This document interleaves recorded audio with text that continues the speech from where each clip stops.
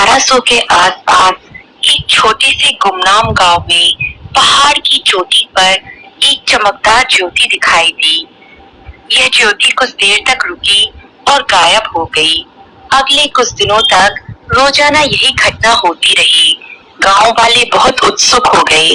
धीरे धीरे उन्होंने महसूस किया कि यह चमक एक पवित्र देवता की होनी चाहिए। इसलिए अगले दिन उसी समय वे पहाड़ की चोटी पर इकट्ठे हुए और भजन करने लगे। ज्योति फिर से प्रकट हुई। उसमें से एक दिव्य तेजधारी युवा निकला। अनुमान के अनुसार उस युवक की आयु लगभग 20 वर्ष की थी। निर्दोष ग्रामीणों ने गांव आने के लिए उसकी विनती की। वे वन रक्षक श्री धन सिंह के घर में रुके।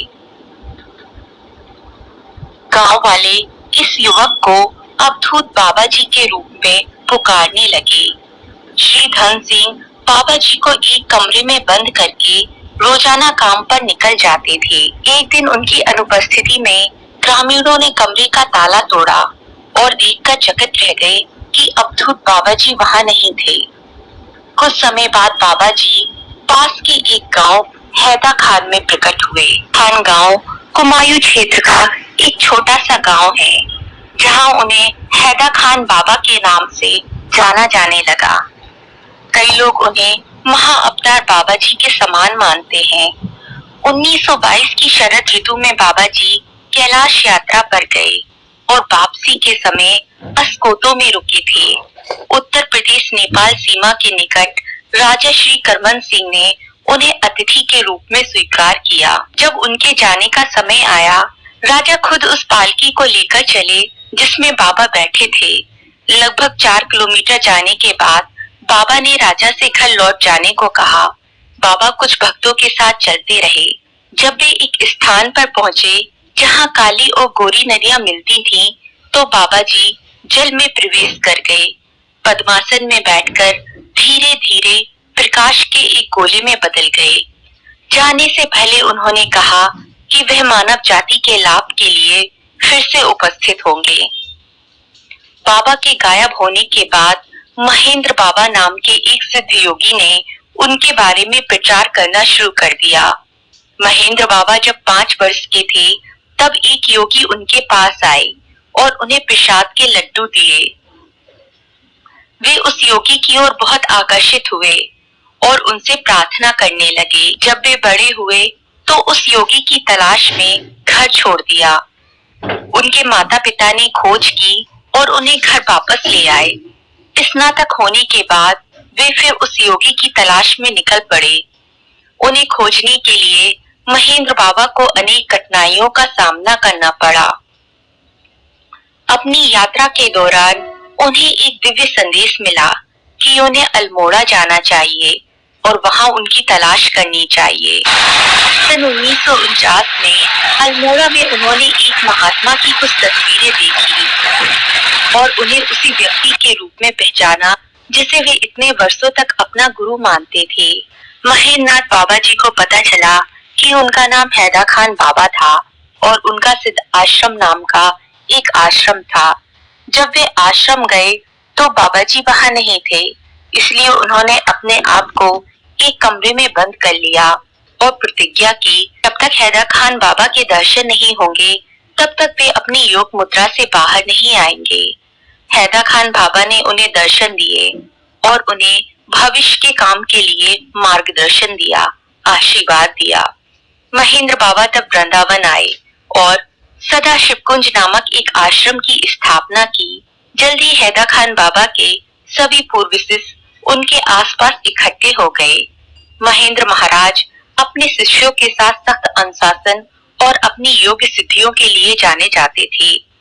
उन्होंने खुद को हैदा खान बाबा के सेवक चरणाश्रिता बाबा के रूप में संदर्भित किया।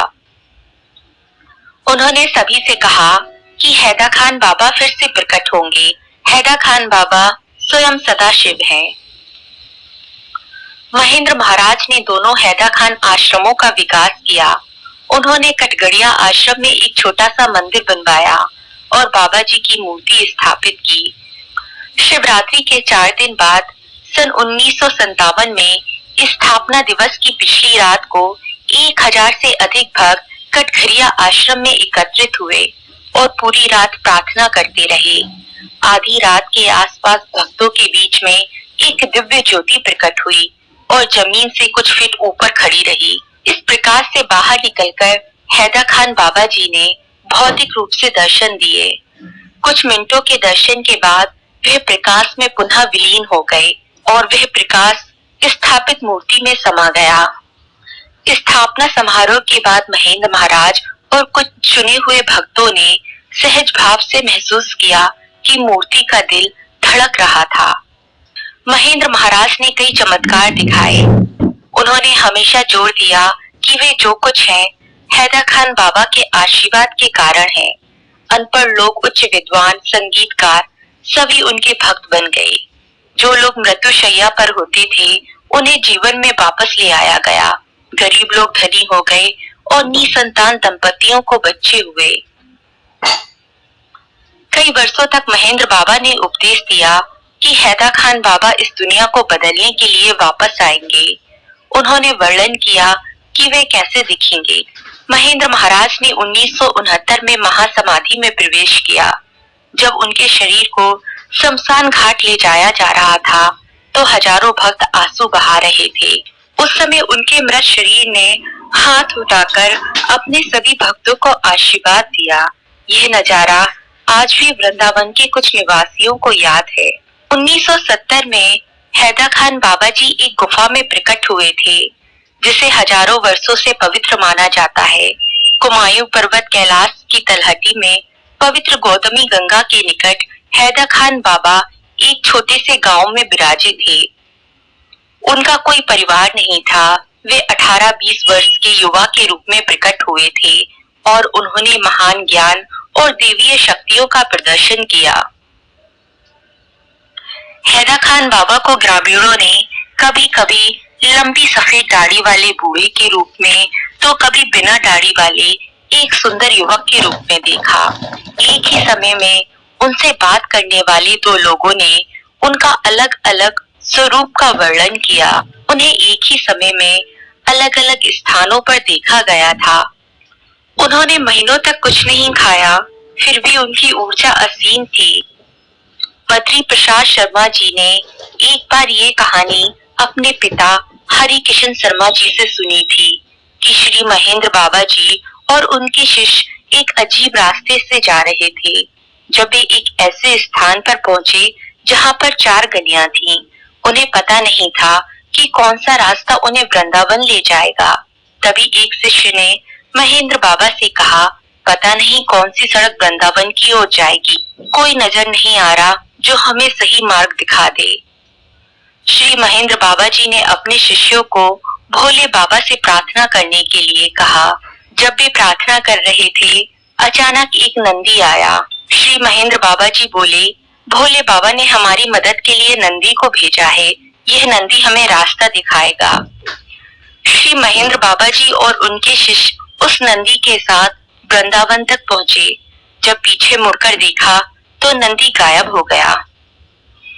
श्री महेंद्र बाबा जी को लोहावन पसंद था। वे जहाँ भी जाते थे अपने आप को लोहावन निवासी कहते थे। लोहावन धाम उनका पसंदीदा स्थान था क्योंकि ये ब्रजभूमि क्षेत्र के मध्य में स्थित है। महेंद्र बाबा जी जब यहाँ आए तो लोहावन के बगीचे में रह रहे थे और रात में वे कृष्ण कुंड गुफा में रहते थे। सड़क किनारे कटीली झाड़ियों का भरमार था। सुबह सिद्धेश्वर की यात्रा शुरू हुई। बाबा जी सहित 25-30 भक्त थे।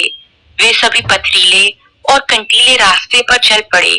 बाबा जी उन कांटेदार रास्तों पर पैदल चल रहे थे। वे नंगे पांव थे।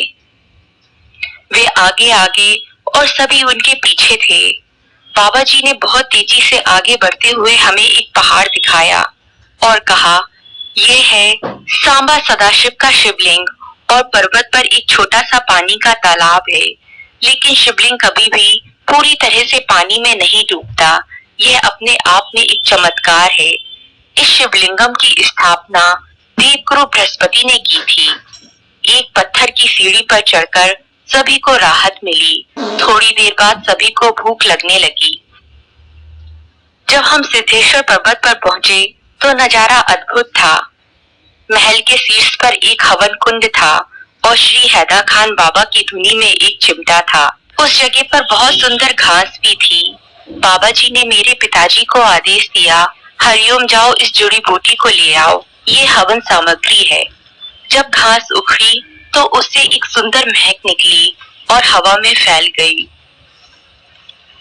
मेरे पिताजी इस जड़ी बूटी को लेकर बाबा जी के पास गए। बाबा जी ने पूछा, क्या किसी के पास खाने के लिए कुछ है? मेरे पिता ने कहा, मेरे पास खजूर है। लगभग 100 ग्राम खजूर थे। एक अन्य भक्त ने उन्हें एक संतरा दिया। बाबा जी ने अपने हाथों में संतरा और खजूर लेकर मन में मंत्र दोहराया और हवन में रख दिया। अचानक हवन कुंड के अंदर अग्नि देवता का प्रादुर्भाव हो गया। एक भक्त के पास थोड़ा सा पानी था। बाबा जी ने हवन कुंड में उस पानी को डाल दिया। जैसे ही बाबा जी ने हवन कुंड में पानी डाला, सबकी प्यास भूख गायब हो गई। सभी को ताजगी का एहसास हुआ। बाबा जी ने हमें सिद्धेश्वर पर्वत की महिमा बताई और कहा कि नवरात्रि में देवता यहाँ ढोल बजाकर अर्चना करने आते हैं।